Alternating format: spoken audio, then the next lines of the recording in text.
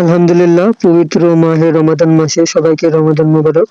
আজকে আমরা ইফতার পার্টির আয়োজন করেছি খোলা মাঠ, নদীর পাশ, দেখতেই পাচ্ছেন আবেদের ঘাট, পাশে নদী, পাশে ধু ধু মরুভূমি, প্রকৃতির হাওয়ার সাথে আজকে আমরা ইফতার করব। এলাকার সকল ভাই ব্রাদার, ছোট বড় সকল ভাই ব্রাদার নিয়ে আমরা ইফতারের আয়োজন করছি। মাশাআল্লাহ, অনেক সুন্দর দিন ছিল।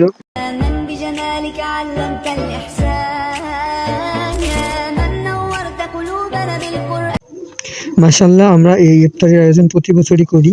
দূরে নদীর পাড়ে প্রকৃতির সাথে ইফতার করার মজাই আলাদা। আপনারা কে কে এইভাবে ইফতার করেন অবশ্যই কমেন্ট করে জানাবেন। আলহামদুলিল্লাহ, আজকের ভিডিও এখানে শেষ করব। সকলকে ধন্যবাদ। ভিডিওটি কোথা থেকে দেখছেন অবশ্যই কমেন্ট করে জানাবেন।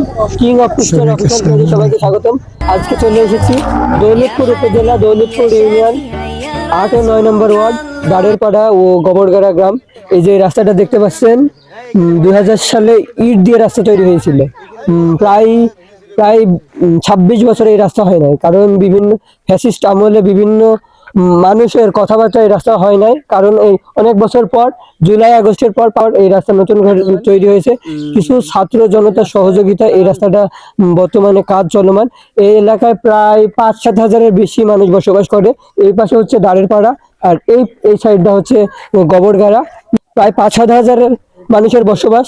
রাস্তা হয় না বিভিন্ন কারণে। আমরা শুনেছিলাম যে এই রাস্তাটা পাস হয়ে গেছিল 2-3 বছর আগে, কিন্তু কিছু মানুষ বলছিল এই এলাকাটায় বিএনপির সমর্থন বেশি, সেই জন্য এই রাস্তাটার কাজ অন্য জায়গায় গিয়ে তৈরি করা হয়েছে। লোকমুখে এটা আমরা শুনতে পেয়েছি।